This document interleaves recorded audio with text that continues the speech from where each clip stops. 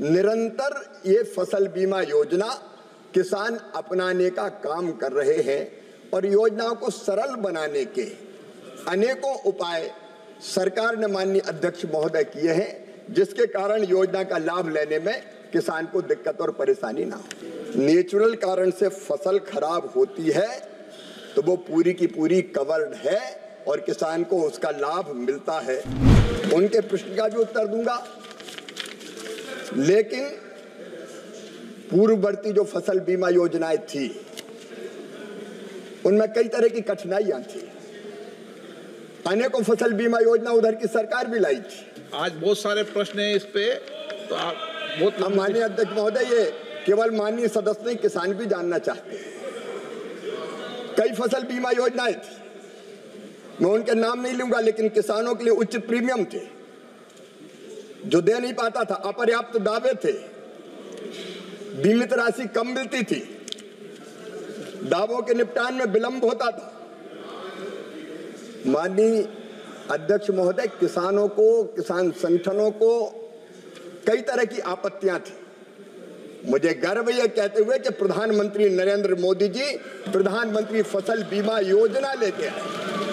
और केवल मैं इतना बताना चाहूंगा माननीय अध्यक्ष महोदय, जब से ये फसल बीमा योजना आई, आप तुलना करके देख लीजिए।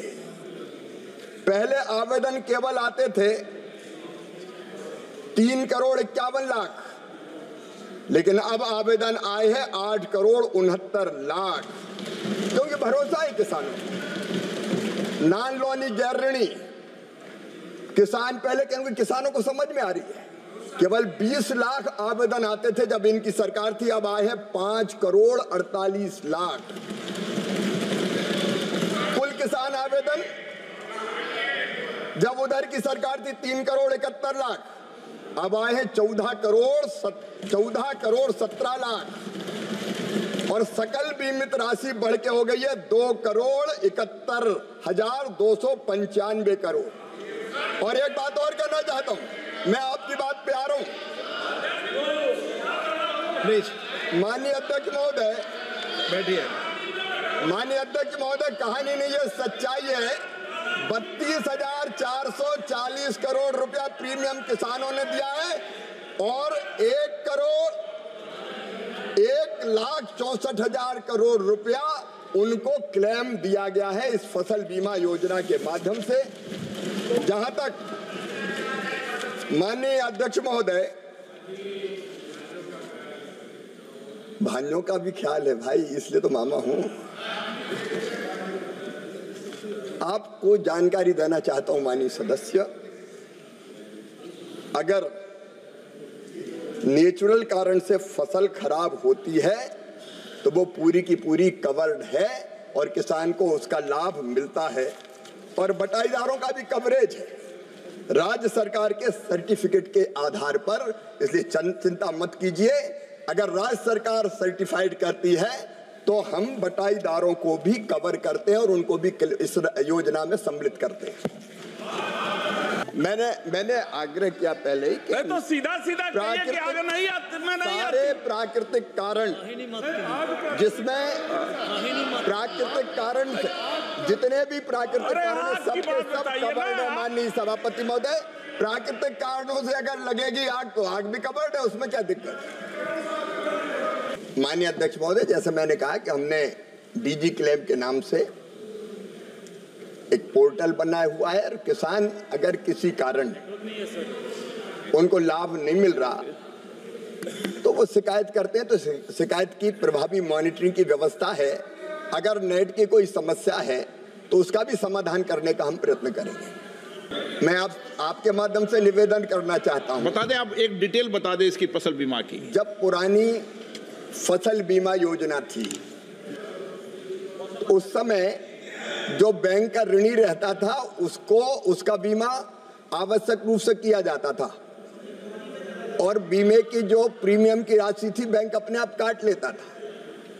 सरकार ने इस विसंगति को दूर किया और इस योजना को स्वैच्छिक बना दिया कि अपनी मर्जी है तो बीमा कराएं और मर्जी नहीं है तो बीमा ना कराएं। जबरदस्ती इस योजना में बिल्कुल नहीं है। पहले अलोनी अरणि किसान बीमा नहीं करवाता था, लेकिन अब वो भी चाहे तो बीमा करवा सकता है। और माननीय सदस्य पूछ रहे थे कि आज तक कितना क्षेत्र कवर हुआ है। मैं उनको कहना चाहता हूं कि अब तक इसमें जो क्षेत्र कवर हुआ है वो 5,01,000 हेक्टेयर कवर हुआ है, बढ़ के 2023 में 5,98,000 हेक्टेयर हो गया और किसान 3,97,00,000 कवर हुए हैं। निरंतर ये फसल बीमा योजना किसान अपनाने का काम कर रहे हैं और योजनाओं को सरल बनाने के अनेकों उपाय सरकार ने माननीय अध्यक्ष महोदय किए हैं, जिसके कारण योजना का लाभ लेने में किसान को दिक्कत और परेशानी ना हो। माननीय अध्यक्ष महोदय, फसल बीमा के, प्रधानमंत्री फसल बीमा के अलग अलग 3 मॉडल है और उस मॉडल में राज्य सरकार, केंद्र सरकार केवल पॉलिसी बनाती है, राज्य सरकार जिस मॉडल को चुनना चाहे उस मॉडल को चुनती है। और जैसा कि आपके माध्यम से मैं बताना चाहता हूं, मॉडल चुनने के बाद बीमा कंपनियां प्रतिस्पर्धी दरों पर, क्योंकि कई बीमा कंपनियां निजी क्षेत्र के भी और सार्वजनिक क्षेत्र की फसल बीमा योजना लागू करने का काम करती है। और ये फसल बीमा योजना हर राज्य के लिए आवश्यक नहीं है। जो राज्य अपनाना चाहे अपनाए, जो राज्य नहीं अपनाना चाहे नहीं अपनाए। बिहार ने अभी तक प्रधानमंत्री फसल बीमा योजना को, जो योजना प्रधानमंत्री फसल बीमा योजना की है, उसको अपने यहाँ लागू नहीं किया है। बिहार की एक अपनी योजना है राज्य की, तो वो उस योजना के हिसाब से अपने किसान को लाभान्वित करते हैं। माननीय अध्यक्ष महोदय, योजना पूरे देश के हर जिले के हर किसान के लिए है। योजना की इकाई भी पहले कभी विसंगतियां होती थी कि ब्लॉक को इकाई बना दिया जाता था, अब ग्राम पंचायत को इकाई बनाया गया है ताकि ग्राम पंचायत में अगर किसान का नुकसान हो तो उस किसान के नुकसान की भरपाई ढंग से की जा सके। जो पहले की योजनाओं में कमियां थी वो हमने दूर करने का काम किया और इसके साथ हर ग्राम पंचायत में क्रॉप कटिंग एक्सपेरिमेंट कम से कम 4 किए जाएंगे, ये आवश्यक कर दिया है। फिर एक और हमने नवाचार किया है प्रधानमंत्री जी के मार्गदर्शन में, अब नुकसान का आकलन नजरी नहीं, रिमोट सेंसिंग के माध्यम से 30% कम से कम करना अनिवार्य कर दिया गया है, ताकि अगर रेवेन्यू का अमला करता है तो कई बार गड़बड़ होने की संभावना रहती है। ये बात सही है कि कई बार क्लेम के भुगतान में देरी होती है, लेकिन उन देरियों में हमने सारे कारण देखे। अभी तक जो व्यवस्था है माननीय अध्यक्ष महोदय, राज्य सरकार से उपज डेटा प्राप्त होने के 1 माह के भीतर दावे की गणना की जाती है। देखो, हम पॉलिसी बनाते हैं, उसको ठीक से इंप्लीमेंट करना राज्य सरकार का भी काम है, राज्य सरकार का काम। और उस दावे के भुगतान में अगर देर होती है तो अब एक प्रावधान में माननीय सदस्य जी को बताना चाहूंगा, हमने कर दिया है कि बीमा कंपनी अगर देर करेगी तो उस पे 12% की पेनाल्टी लगेगी, जो सीधे किसान के खाते में डाली जाएगी। लेकिन देरी के कारण में अगर हम गए तो अधिकांश 90.98% कारण है राज्यों द्वारा प्रीमियम सब्सिडी में अपने हिस्से को देर से जारी करना। माननीय अध्यक्ष महोदय, मैं आपके माध्यम से राज्य सरकारों से निवेदन करना चाहूंगा, तमिलनाडु की राज्य सरकार से भी निवेदन करना चाहूंगा कि वो अपनी तरफ से प्रीमियम की सब्सिडी में अपना हिस्सा जारी करने में देर ना करे।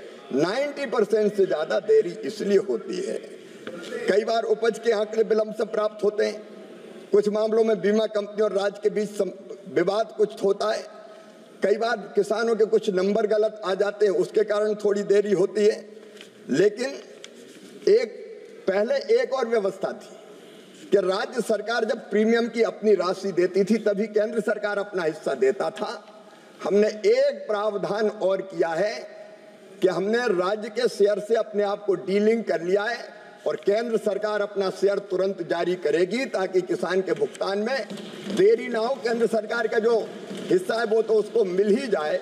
और फिर मैं माननीय सदस्य जी को आश्वस्त करता हूं कि अगर क्लेम प्राप्त करने में देर होगी किसान को तो इसी खरीफ की फसल से ये 12% पेनाल्टी लगा के सीधे किसान के खाते में डलवाने का काम होगा। जहां तक योजना के बारे में कोई समिति बनाने का सवाल है, आज मुझे आवश्यकता महसूस नहीं होती। माननीय सदस्य अगर कोई सुझाव देना चाहेंगी तो उनका स्वागत है। माननीय अध्यक्ष महोदय, जितना नुकसान होता है उतना क्लेम दिया जाता है। समकक्ष का सवाल इस पे क्या है?